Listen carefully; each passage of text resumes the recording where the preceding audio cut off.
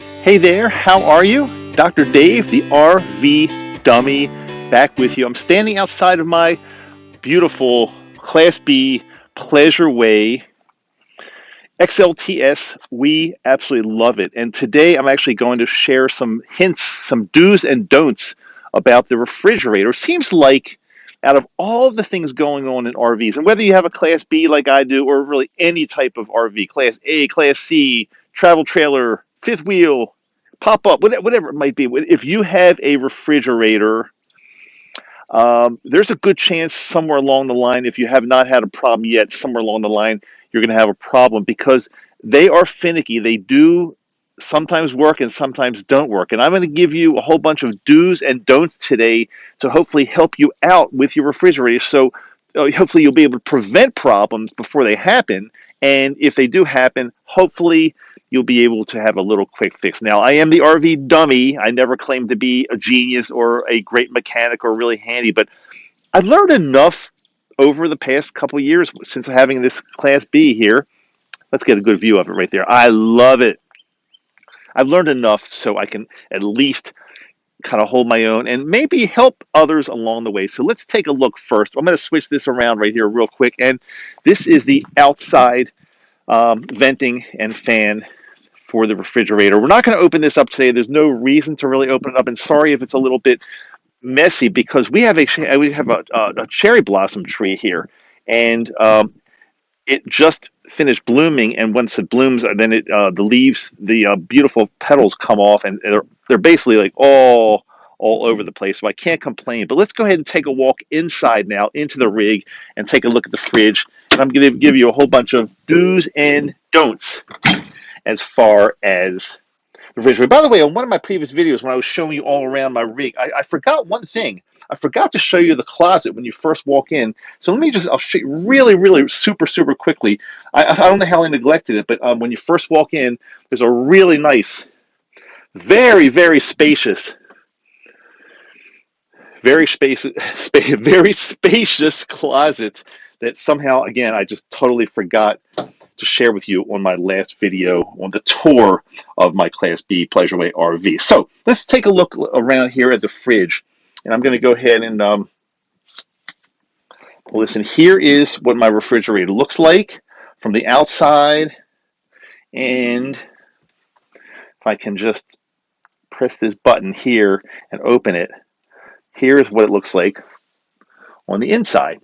It's not the largest fridge in the world, but it's also not the smallest, and it's not bad. We can actually hold, it's only the two of us, so we can hold a decent amount of food. And in here, frozen goods, if I can show you what that looks like. Yeah, so it's actually not bad at all. But let me go ahead and give you some do's and don'ts as far as maintaining, operating, working your fridge. Okay, I got my book ready. Let me turn it around so you can see me. I'll just have a seat. Sorry about the production quality on this one because I'm pretty much all over the place, but I'll just have a seat here and I'll get up and show you the fridge as needed. But I'm just having a comfortable seat in my RV in the back here. Let me just make sure this thing works. Okay, I got some do's and don'ts now as far as with the refrigerator, RV refrigerators, do's and don'ts. So here's the first thing I'm going to share with you. When you're going on a trip, make sure you start up your fridge way ahead of time. Don't think that, at least now. Okay, let me preface this with, these are all true in my rig, in my van, in my Class B. Yours may be different, but I'm sharing with you my experience, what works best here, and then you can go ahead and extrapolate the data or the information or whatever you want to do and use it in yours. And it may or may not apply, but I think it will in most. So don't start. So make sure you do start it up way ahead of time. At least I start mine up 24 hours ahead of time, because if you're going out on a trip and you forget and you just try to start up, it's going to take a long time before it gets cold, at least in my situation. One way to speed up the cooling down of the fridge is I got a whole bunch of bags of ice, believe it or not, that we put in there, and that will really get it down to temperature much faster than if you did not put ice in it. So just load it up with ice or frozen bags of food. You can do frozen peas or frozen corn, a whole bunch of frozen goods or whatever it might be in there will really help get it down to temperature much quicker than if you did not. Okay, also, don't start your fridge with 110 volts AC, or let's plugging into the house, plug it into your typical house current, or DC. Don't use your coach, or don't use your coach battery to try to start the rig. Number one, you're gonna wear the battery out quickly, and it's not. I find it's not nearly powerful enough. Do start it the best way I found to start my rig, and I can't always do this because I don't have 30 amp sometimes where I am, but started with 30 amp electrical supply. 30 plug in 30 amps, and that will cool it down the fastest I found. If I don't have 30 amp supply, shore power, then the second best thing I found is to use propane gas, and that will get it going. But I found by far the 30 amp goes even much faster than the propane as far as cooling it down. Do keep a thermometer in the refrigerator. And I'll show you, let me turn it around for a second. I'll show you exactly what I do here. So let's go back to the fridge, open it up here. And inside here, can you see that? I've got a little thermometer sensor it's pretty much Velcroed to the wall. I think this one's a Radio Shack. If you can see it right, I believe that's a Radio Shack. So that stays in there all the time. And then outside on a shelf, or actually on the wall, we have it'll always show the temperature, and the top temperature right now it's not on, so don't worry. It's 61 degrees in my refrigerator. Now I'm not going on a trip. We're kind of parked for a while. I'm not using it right now, so that's totally okay. But I do like to get it down. I feel more comfortable when the temperature is down in the high 30s or very, very low 40s. That seems to be my sweet spot for my fridge. Again, yours may differ a little bit. Okay, next. Do put it now when you turn it on, you've got a choice of either turning it on AC, DC, which is going to be the coach battery, gas, which is going to be the propane, of course, or automatic, auto. Now, I can show you. Let's take another walk over to the thing, right to the control panel right here. I'll show you exactly what I'm talking about. So, and by the way, it is a Dometic refrigerator. So to turn it on, there's the on off button right there. You just turn it on, and it will go. It'll power on. We won't do it right now because I'm not plugged in anything. The next button over is DC AC. So now, when I'm plugged into shore power, I'll make sure it's on the AC. And here is, and the DC would be the coach battery, of course. Now here is auto and gas. So you can toggle this between auto and gas. Now, when you force it to gas, if your propane tank is turned on, it's going to power up by the propane. But if you toggle it over to auto, what's going to happen? It's going to sense what you have going, whether it's going to be gas or AC, and it will toggle between the two depending on what's on. To it'll always default to the AC power. If you're plugged into shore power, it will default to the shore power. So I pretty much always keep mine on auto. And again, because those are the shore power and the 30 amp and the propane are going to be the two most powerful ways to run your refrigerator. Okay, next, don't stop too long.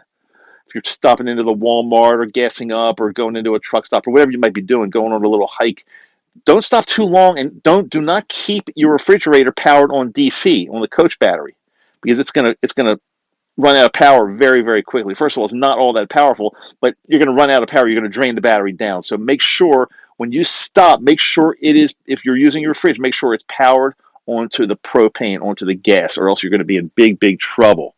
Um, do use the DC power, which of course, again, is the coach battery. Do use DC power while driving.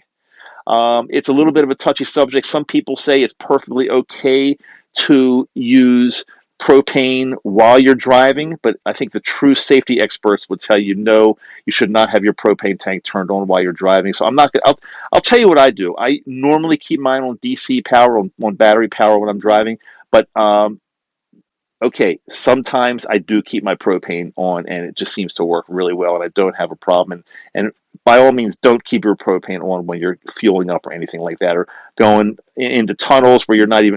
Be careful. Just be careful with the propane. I think we got everything in that column. So two more do's. Do keep your refrigerator clean.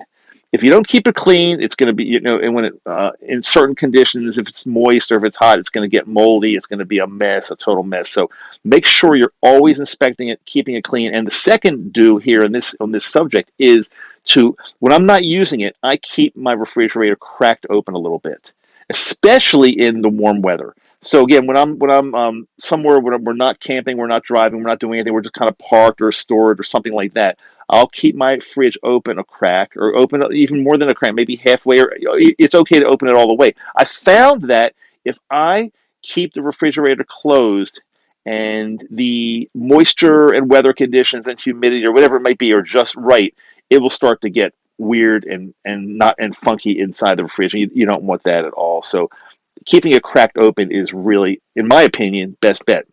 Okay, now I've given you a bunch of refrigerator do's and don'ts. A lot of people, one more thing real quickly, a lot of people think that if you are on propane power on your fridge, that your coach battery doesn't doesn't come into play at all. That's really wrong. Your coach battery still comes into play in a minor way. So if you're using propane, you still have to have your coach battery working. You've got to have the terminals clean. You want to do this anyway, but make sure your terminals are clean, tight, your coach battery is charged and working well. Otherwise, you will, I repeat, you will have a problem when running your fridge, even on just propane. Make sure everything's always maintained and clean. That goes without saying. I hope I helped you enough. If there's anything I left out or anything you want to know, or maybe I left out a tip that I just totally forgot, I don't know. Drop me a line. I love your comments. I try to read all of them. I try my best to respond to all of them. But sometimes here and there, one gets away from me. But again, um, I may have even missed a great tip about the fridge on this video. So if I missed something, feel free to share it with all of our whole community. It's a growing community. I love it. By the way, I love some of your comments, especially there was a guy the other day, I don't have it in front of me, but he said he thinks I've got like the best Class B YouTube channel on YouTube. Now, that was such a compliment. That made my day. Now, we're certainly not the largest, and I don't even plan to be or want to be the largest. That part's okay. But for somebody to tell me that I'm really helping people and relating, and I've got like a really great, the best Class B RV channel, wow, from my heart, I thank you so much for saying that. I really, really appreciate it. Remember, I'm the RV dummy. I don't know everything. I know just enough. I'm Dr. Dave. You can call me either one. It's okay. Until next time, I will see you. Have a great, great day. And get that fridge going, baby. Come on.